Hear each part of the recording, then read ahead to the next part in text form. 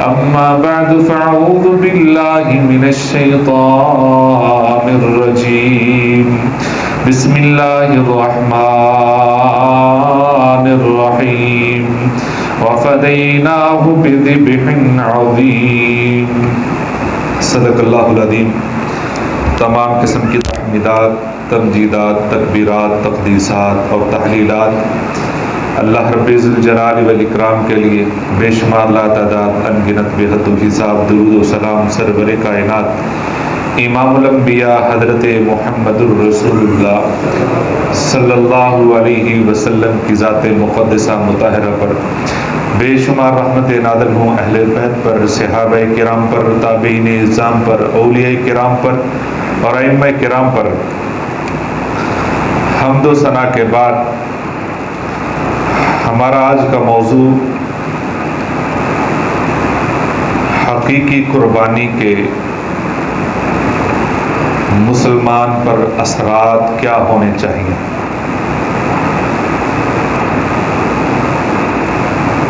لفظ حقیقی میں نے اس لیے لگایا ہے کہ جو قربانی کی اصل روح ہے، قربانی کا اصل مقصد ہے، اسی مطابق قربانی ہو تو وہ حقیقی ہے۔ سما ریاکاری، دکھلاوا یا اس طرح کی نمود و نمائش جیسی بہت ساری دوسری بیماریاں اگر ساتھ لاحق ہوں تو وہ قربانی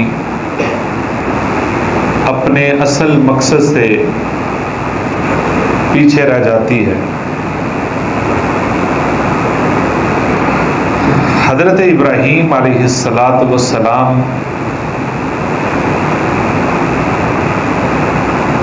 سے جو اللہ نے جس قربانی کا مطالبہ کیا تھا،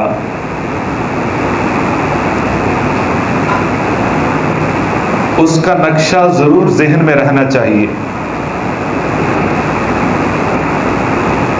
وہ ایک قربانی کی داستان نہیں ہے، وہ کئی قربانیوں کا آخری رزلٹ تھا، وہ کئی قربانیوں کا تتمہ تھا۔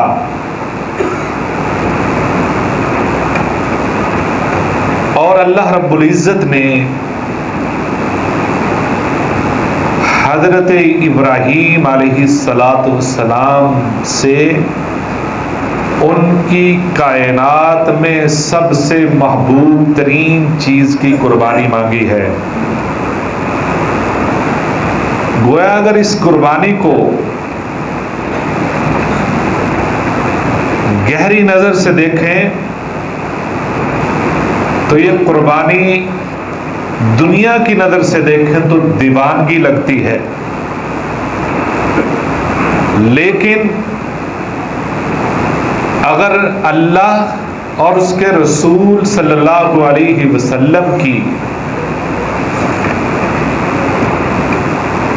دی ہوئی تعلیمات کی روشنی میں دیکھیں تو یہ قربانی سر تسلیم خم نظر آتی ہے۔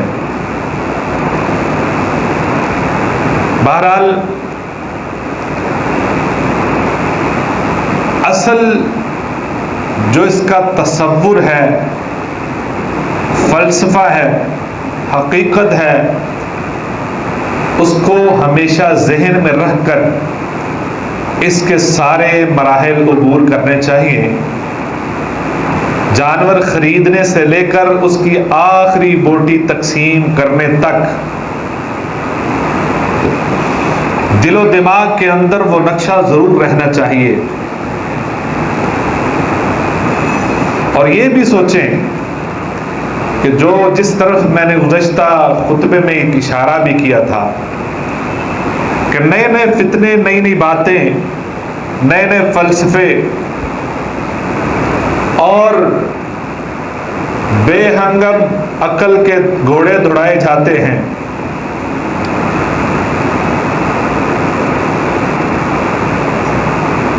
اور اور قربانی کے بارے میں طرح طرح کے فلسفے بیان کر کے اس سے لوگوں کو دور کرنے کی کوشش کی جاتی ہے۔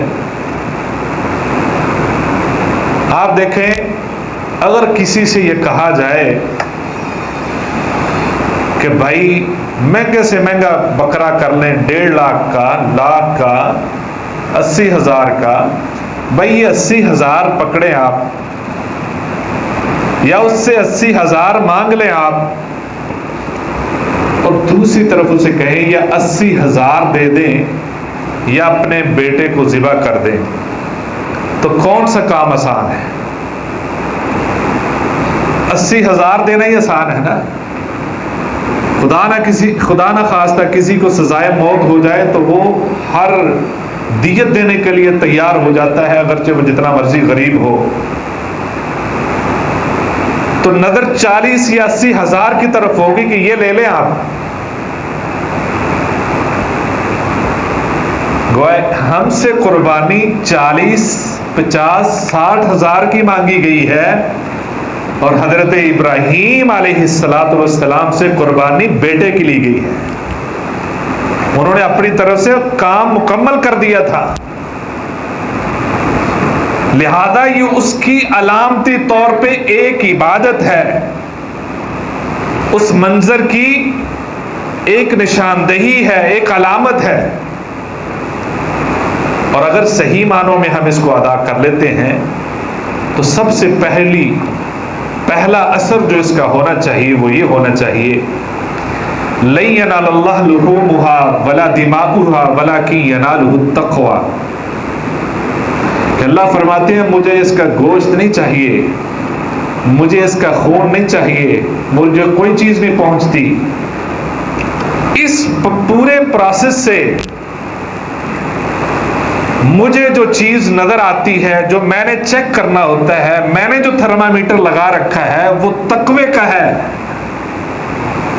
تمہارے دلوں میں اللہ کا خوف کتنا، اللہ کا ڈر کتنا ہے، میں نے تو صرف تقوی چیک کرنا ہے۔ اور اگر تقوی نہیں ہے، آپ اس کے بغیر ہی، اللہ کے خوف کے بغیر ہی قربانی کر دیتے ہیں، مقاصد کوئی اور ہیں، آپ نے اپنی ناک بچائی ہے خاندان میں، احباب میں، دوست و احباب کے اندر، اس وجہ سے قربانی کی ہے، تو وہ ہو سکتا ہے آپ کو اس کا صلہ مل جائے۔ اگر آپ نے اپنا سٹیٹس بتانے کے لیے مہنگا جانور لا کر گلی کے اندر، بازار کے اندر باندھ کر لوگوں کو بتایا ہے، تصویریں لگا کر شیئر کی ہیں، اور اگر یہ مقصد تھا تو یہ شہرت سما مل گئی آپ کو، یا دوسری کوئی بھی آپ کے ذہن میں کوئی بات ہے تو وہ مل گئی۔ اگر اللہ کی رضا کے لیے اسی سارے منظر کو ذہن میں رکھتے ہوئے قربانی کی ہے تو پہلا اثر یہ ہونا چاہیے قربانی کرنے کے بعد کہ تقوی کا معیار پہلے سے زیادہ ہونا چاہیے۔ یاد رکھیے کہ جو چیزیں میں آپ کے سامنے چند ایک رکھنا چاہتا ہوں، یہ ذہن میں رکھیے قربانی کرتے ہوئے، اگر تو ان چیزوں کے اندر کوئی اضافہ ہوا ہوگا، اگر ان چیزوں کے اندر کچھ بدلاؤ آیا ہوگا، آپ کا معیار ان چیزوں میں بہتر ہوا ہوگا، تو یہ پکی بات ہے کہ آپ کی قربانی انشاءاللہ قبول ہو چکی ہے۔ اگر ان چیزوں کے اندر کوئی تبدیلی نہیں آئی ہوگی، کوئی فرق نہیں پڑا ہوگا، یا ان چیزوں کی طرف توجہ ہی نہیں گئی ہوگی، تو پھر شاید ہم جیسے قربانی سے پہلے تھے ویسے ہی بعد میں کوئی فرق نہیں ہے۔ تو پہلی بات، پہلا اثر کیا ہونا چاہیے کہ اللہ کا خوف بڑھنا چاہیے، کیونکہ اللہ کو کوئی چیز نہیں چاہیے۔ پرانے وقتوں میں جب بادشاہت کا سسٹم ہوتا تھا تو کوئی بھی رعایا میں سے کوئی شخص بھی اگر بادشاہ کے لیے کوئی تحفہ لے کر آتا تھا، بادشاہ کے لیے کوئی سوغات لے کر آتا تھا، وہ ایک تشت میں ہوتی تھی، اس کے اوپر رکھ کر بادشاہ کو اس طرح پیش کی جاتی تھی، اور بادشاہ اس کو قبول نہیں کرتا تھا۔ مثلا قبول کرنے سے مطلب یہ ہے کہ اپنے پاس نہیں رکھتا تھا، اس کے سامنے اس طرح وہ تشت، وہ پلیٹ رکھی جاتی تھی، وہ اس کے اوپر ہاتھ رکھتا تھا، اور ہاتھ رکھنے کا یہ مطلب سمجھا جاتا تھا کہ بادشاہ نے اس بندے کا یہ گفٹ قبول کر لیا ہے. وہ تو بادشاہ ہے, اس نے وہ گفٹ استعمال نہیں کرنا ہوتا تھا, وہ واپس وہی لے جاتا تھا. وہ گفٹ واپس وہی بندہ لے جاتا تھا جس نے جو وہ لے کر آیا تھا. لیکن بادشاہ پر ایک تحفے کا لیبل لگ جاتا تھا یا احسان ہو جاتا تھا, اس بندے نے بادشاہ کو تحفہ دیا ہے, تو اس کی قبولیت کی علامت. اگر بادشاہ اس کے اوپر ہاتھ نہیں رکھتا تھا تو اس کا مطلب یہ تھا کہ بادشاہ اس سے ناراض ہے, اس نے تحفہ نہیں قبول کیا ہے. اس کی قبولیت کی یہی علامت تھی.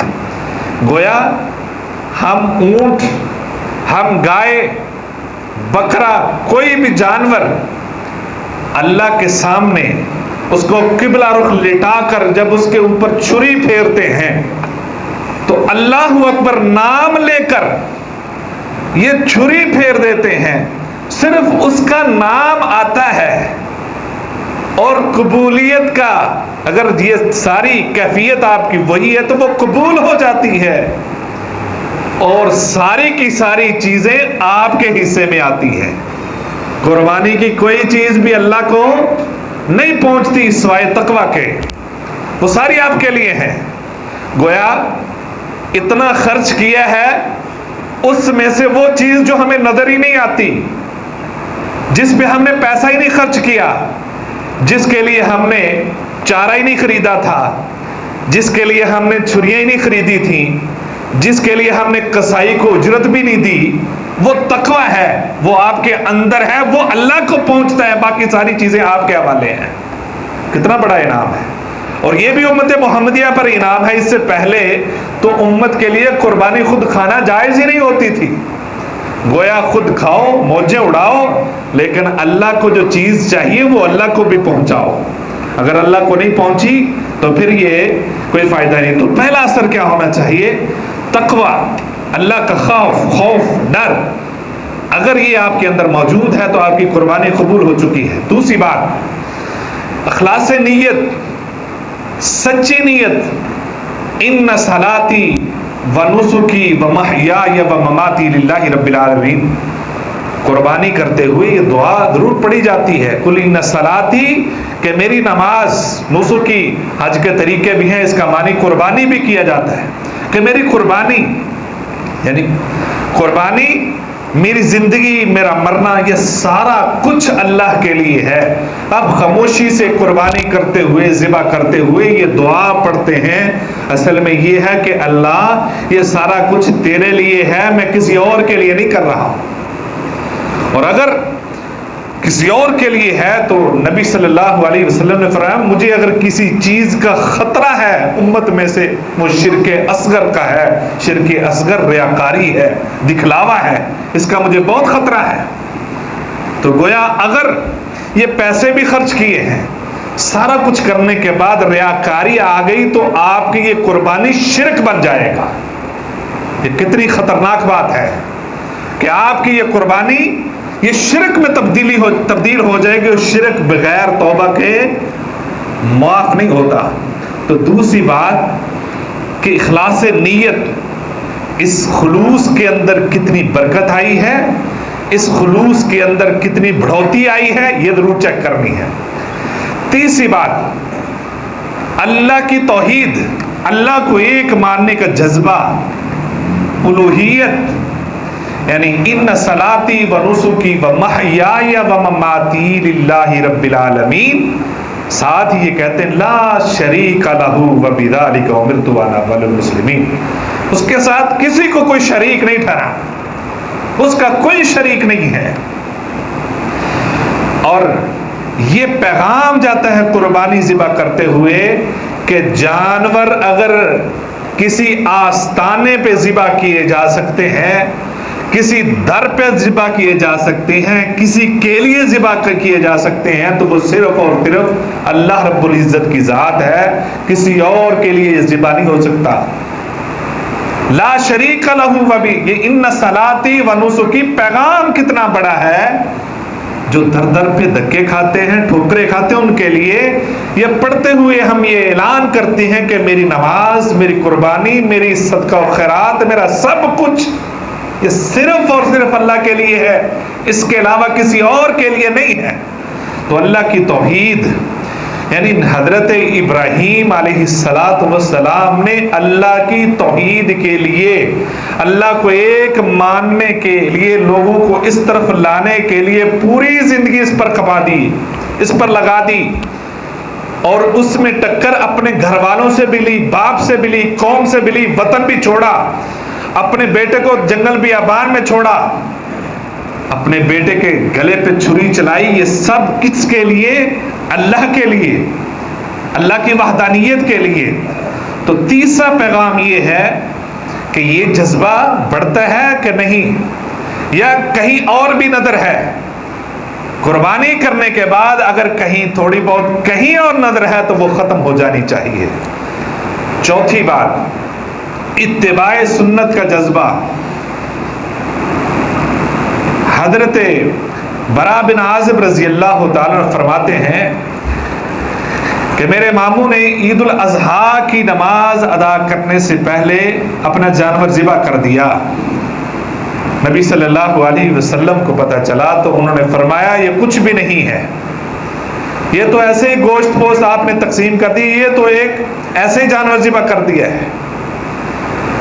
جو عید الاضحیٰ کی نماز ادا کرنے کے بعد قربانی جانور ذبح کرتا ہے، اس نے مسلمانوں کی سنت کو پا لیا ہے، یعنی مسلمانوں کے طریقے کو پا لیا ہے۔ تو معلوم کیا ہوا؟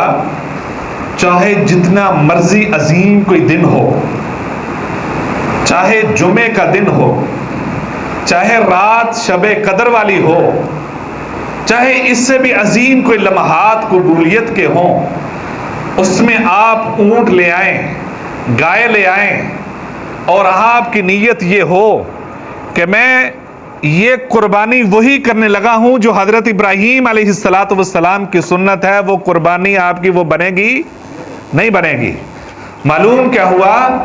جو طریقہ اور وقت شریعت بتاتی ہے اسی کے اندر جو اتنی ڈیوریشن ہے، جتنا وہ دورانیہ ہے، اس دورانیہ کے اندر اگر وہ عمل کیا جائے گا وہ سنت محمدی ہے، سنت ابراہیمی ہے۔ اور اگر اس لمحے سے 5 منٹ کا بھی فرق پڑ گیا، یعنی 5-10 منٹ میں عید ادا ہو جاتی ہے، 15 منٹ میں اگر اتنا فرق بھی پڑ گیا، اس سے پہلے آپ نے ادا کر دی تو وہ قربانی آپ کی قربانی نہیں ہے۔ معلوم یہ ہوا کہ جو بتائے ہوئے طریقے شریعت کے ہیں اسی کے اندر ہم کوئی عمل کریں گے تو وہ عمل شریعت جیسا ہے، شریعت کے مطابق ہے، ورنہ وہ عمل شریعت کے مطابق نہیں اور قبول بھی نہیں ہے۔ گویا یہ قربانی ہمیں یہ بتاتی ہے کہ جو شریعت نے، حضرت محمد الرسول اللہ صلی اللہ علیہ وسلم نے ہمیں ایک پیٹرن نمونہ دیا ہے، اسی کو فالو کرنا ہے۔ اس کے علاوہ ہم اپنی عقل، بتائیں مجھے کہ دنیا کا جتنا مرضی ذہین ترین کوئی سائنسدان ہو، جتنی مرضی اس نے ایجادات کی ہوں، ایک پیغمبر کی ذہانت سے زیادہ ہو سکتا ہے، ایک پیغمبر کی عقل سے زیادہ ہو سکتا ہے، اور وہ پیغمبر بھی حضرت ابراہیم علیہ السلام جیسے ہوں۔ آپ ان کی زندگی پڑھ کے دیکھیں کہ ان کی زندگی کے اندر کس کس طرح کی آزمائشیں آئی ہیں، کس طرح کے ان کو حکم ملے ہیں کہ ان حکموں کے سامنے اگر وہ اپنی عقل کو استعمال کرتے، ان کی عقل بہت اعلیٰ ہے، ہم میں سے کسی کی ویسی عقل نہیں کہ مجھے یہ کہہ دیا گیا ہے اپنے بیٹے کے گلے پہ چھری چلا دو، یہ کون سی عقل ہے؟ یہ کیسا طریقہ ہے؟ مجھے کہہ دیا گیا ہے چھوٹا بچہ ہے، بیوی ہے، عورت ذات ہے، اس کو جنگل بیابان میں چھوڑاؤ، یہ بات سمجھ میں نہیں آتی۔ لیکن وہاں انہوں نے کسی جگہ عقل کے گھوڑے نہیں دوڑائے، جہاں حکم ملا ہے وہیں بات مانی ہے۔ وہ ان حکمتوں کے پیچھے نہیں پڑے، نہ ہی صحابہ پڑے۔ صحابہ تو یہ پوچھتے تھے اللہ کے پیغمبر حکم کیا ہے، وہ حکمتوں کے پیچھے نہیں پڑتے تھے، وہ تو یہ پوچھتے تھے حکم کیا ہے، کرنا کیا ہے وہ کر گزرتے تھے. اور حضرت ابراہیم علیہ السلام کو ادھر حکم آتا تھا ادھر عمل ہو جاتا تھا. لہذا اس کے اندر یہ ہے کہ جو شریعت نے بتا دیا بس عمل شروع کریں. تحقیق مکمل ہو گئی، حدیث صحیح ہے، بات درست ہے، اس پر عمل ہونا چاہیے. اور پانچویں بات، ہم جانور خریدتے ہیں اس میں عیب نہیں ہونا چاہیے، اس کے کان ٹھیک ہونے چاہیے، آنکھیں ٹھیک ہونی چاہیے، لنگڑا پن نہیں ہونا چاہیے. یہ پیغام ہے قربانی کرنے والوں کے لیے بھی کہ دیکھو کہ تم جو جانور ذبح کرے اس کے لنگڑے پن کا قبول نہیں ہے، اس کے کان کٹے ہوں قبول نہیں ہے، آنکھ کانا ہو قبول نہیں ہے. تم دیکھو تمہاری آنکھ درست دیکھتی ہے یا حرام دیکھتی ہے، تم دیکھو تمہارے کان درست سنتے ہیں کہ نہیں سنتے، تم دیکھو تمہارے قدم صحیح راستے پر چلتے ہیں یا نہیں چلتے. پیغام یہ ہے کہ اگر تمہاری قربانی کا جانور بے عیب ہونا چاہیے مسلمان، تیری زندگی بھی بے عیب ہونی چاہیے، تیری زندگی بھی بے عیب ہونی چاہیے. کیا کوشش کی ہے قربانی کرنے کے بعد، یا ہم نے عیبوں کو ختم کرنے کی کوشش کی ہے کہ ہم جیسے جانور ڈھونڈتے ہیں اس کے اندر عیب نہیں ہونا چاہیے؟ تو اللہ کو بھی وہ بندہ قبول ہے جس کے اندر برائیاں نہ ہو، گناہ نہ ہو، شرک نہ ہو، غیبت نہ ہو، دل کے اندر قدورت نہ ہو، حسد نہ ہو، بغض نہ ہو. دل میلا ہے، دل کے اندر اتنا گند ہے. دل وہ چیز ہے، حدیث میں آتا ہے اللہ کی نظر اگر کسی چیز پہ پڑتی تمہارے دلوں پہ پڑتی ہے. اگر دلوں کے اندر اتنا گند ہے تو بتائیں یہ اللہ کی توہین نہیں ہے؟ اللہ کی نظر تو دلوں پہ پڑتی ہے. گویا ہم ان دلوں کو بھی صاف کریں، ان دلوں کو بے عیب کریں، ان کی صفائی کریں، اور وہ محبت اور پیار کے پانی سے صفائی ہو سکتی ہے. اور اسی طرح چھٹی بات کہ جانور سب کا اس پر اتفاق ہے، حرام مال سے قربانی کا جانور خریدیں گے تو وہ قبول نہیں ہوگا. تو یہ معلوم ہوا کہ حرام مال سے اگر زندگی گزار رہے ہو، اس دن جس دن آپ نے حرام کا لقمہ کھایا ہے تمہارا کوئی نہ ذکر قبول ہے، نہ کوئی دعا قبول ہے، نہ تمہاری کوئی نماز قبول ہے. نبی صلی اللہ علیہ وسلم نے فرمایا دور دراز سے سفر کر کے کوئی حرم میں پہنچتا ہے، اس کا لباس حرام کا ہے، اس کا کھانا حرام کا ہے، اس کی غذا حرام کی ہے، اور وہ دعائیں کرتا ہے اللہ مجھے معاف کر دے، میری روزی میں برکت دے، میرے فلاں میں برکت دے، میرے گناہ معاف کر دے. جب اس کی ہے ہی ہر چیز حرام کی ہے اور اس پہ چھوڑنے کے لیے بھی تیار نہیں، اس کی دعا کہاں سے قبول ہوگی؟ وہ یہ پیغام ہے قربانی دیتی ہے کہ اگر یہ جانور حرام کے پیسوں سے خریدا ہوا قبول نہیں تو تمہاری زندگی حرام سے بھی نہیں چل سکتی، حرام کی کمائی سے بھی نہیں چل سکتی. اور اسی طرح ساتویں بات یہ ہے کہ یہ قربانی خدمت خلق، اللہ کے بندوں کی خدمت کا جذبہ پیدا کرتی ہے. آپ بتائیں عام دنوں میں کسی بندے کے اندر یہ حوصلہ پڑتا ہے کہ وہ 14,000 کا گوشت خریدے اور لوگوں میں تقسیم کر دے؟ عام روٹین میں اگر ہوگا تو وہ بہت کم. جس کو کوئی ذاتی مسئلہ ہے تو وہ صدقہ دینے کے لیے اپنی کوئی آزمائش دور کرنے کے لیے، اگرچہ یہ سنت ہے بالکل کرنے چاہیے، لیکن بات کرنے کا مقصد یہ ہے کہ ہم اس طرح نہیں کرتے جس طرح کے قربانی کے موقع پہ کرتے ہیں. اور پھر ہم وہ گھر ڈھونڈتے ہیں، کوشش کرتے ہیں فلاں کو بھی گوشت دے دو، فلاں کو بھی دے دو. گویا اس موقع پر ہمدردی کا جذبہ بیدار ہوتا ہے، ایک دوسرے سے ملنے کا اور ایک دوسرے کے حالات پوچھنے کا جذبہ بیدار ہوتا ہے. تو گویا یہ پیغام ہے کہ عام دنوں میں بھی یہ جذبہ بیدار رہنا چاہیے، خیر خواہی کا جذبہ.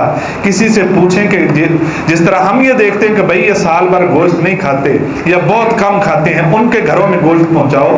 عام دنوں میں بھی دیکھیں بھئی ان کے گھر میں دال ہے، ان کے گھر میں روٹی ہے، ان کے گھر میں آٹا ہے، ان کے بچے بھوکے تو نہیں ہیں، ان کے پاس بلوں کے پیسے ہیں.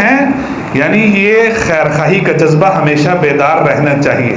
اور 8ویں بات فَصَلِّ لِرَبِّكَ وَانْحَرْ، نماز ادا کرو اور قربانی کرو اپنے رب کے لیے. پہلے اللہ نے نماز کا حکم دیا ہے، پھر قربانی کا دیا ہے.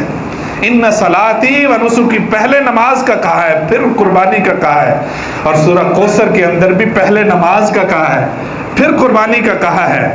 لہذا بے شمار ایسے قربانی کرنے والے تو آپ کے سامنے، جس طرح میں نے شروع میں لفظ بولا تھا حقیقی قربانی، آپ خود اندازہ لگا لیں جو کبھی نماز کی طرف تو گئے نہیں اور قربانی کرنے کے لیے سب سے پہلے وہ تیار ہوتے اور کہتے ہیں ہم اتنے بھی گئے گزرے مسلمان ہیں کہ ہم قربانی نہ کریں۔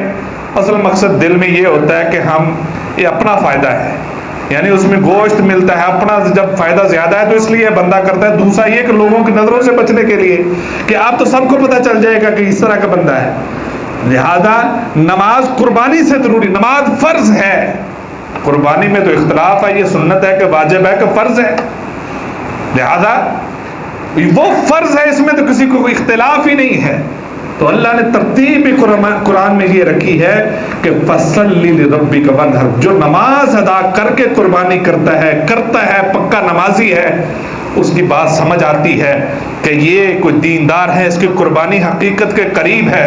جو صرف سال کے بعد قربانی ہی کرتا ہے نماز، اور بے شمار لوگ ایسے بھی ہیں کہ وہ عید کی نماز بھی ادا نہیں کرتے، اس دن بھی نہیں پڑھتے اور قربانی کرتے، اور خدا را ان قصائیوں کو بھی نماز ضرور پڑھائیں جنہوں نے آپ کی قربانیاں کرنی ہیں، ان قصائیوں کو بھی ان سے ضرور پوچھیں کہ تم نے نماز پڑھی ہے کہ نہیں، پڑھتے ہو کہ نہیں، اور ان کے سامنے پاس بیٹھیں کہ وہ تکبیر بھی صحیح طریقے سے ادا کریں۔ پہلے سن لیں ان سے، کوئی بات نہیں، اگر آپ 40,000 50,000 1 لاکھ خرچ کر رہے ہیں تو یہ بھی پوچھ لیں کہ بھائی آپ کو اس کی آتی ہے، تکبیر آتی ہے، سنیں اس سے، نہیں آتی تو کوئی اور ڈھونڈ لیں۔ یعنی یہ سنت کے مطابق ساری چیزیں ہونی چاہیے۔ حضرت ابراہیم علیہ السلام نے جب اپنے بیٹے کو لٹایا، فلما اسلما وتلہ للجبین، کمال ہے قرآن کے الفاظ، فلما اسلما، جب دونوں تیار ہوئے، دونوں مطیع ہو گئے۔ اسلما کس سے ہے؟ اسلام سے۔ اسلم کس سے ہے؟ اسلام سے ہے۔ معلوم یہ ہوا کہ وہ انسانیت میں اطاعت کی شاید آخری انتہا ہے، وہ لمحات آخری، یعنی انتہا سے بھی آگے کی چیز ہے کہ جب باپ پیغمبر، بیٹا بھی پیغمبر، اور ملا بیٹا بھی اتنی دعاؤں کے بعد، اتنی مدت کے بعد، وہ بھی چھری کے نیچے ہے، اور اس وقت چھری چل رہی ہے، اس وقت اللہ رب العزت نے یہ الفاظ جو اتارے ہیں فلما اسلما، کہ جب انہوں نے مطیع کر لیا، معلوم یہ ہوا کہ اسلام سے ہی لفظ نکال کے اللہ نے استعمال کیے ہیں، بولے ہیں گویا اسلام یہ ہے، اسلام کا فلسفہ یہ ہے، اسلام کی تعلیم یہ ہے، اسلام کا پیغام یہ ہے کہ ہر وقت مطیع رہو، فرما بردار ہو، ہر وقت ماننے کے لیے تیار رہو، آگے سینہ سپر ہو کر نہ کھڑے ہو جایا کرو، مخالفت کے لیے نہ کھڑے ہو جایا کرو۔ پیغمبر کی بات آ جائے، اسلام کی بات آ جائے تو بہانے نہ ڈھونڈا کرو، اور اس میں فلسفے نہ ڈھونڈے کرو، اس میں حکمتیں نہ ڈھونڈا کرو، اس میں اختلاف کی راہیں نہ ڈھونڈا کرو، بلکہ اس وقت بس سر تسلیم خم کر دیا کرو۔ یہی ایک پیغام ہے۔ وآخر دعوانا الحمدللہ رب العالمین۔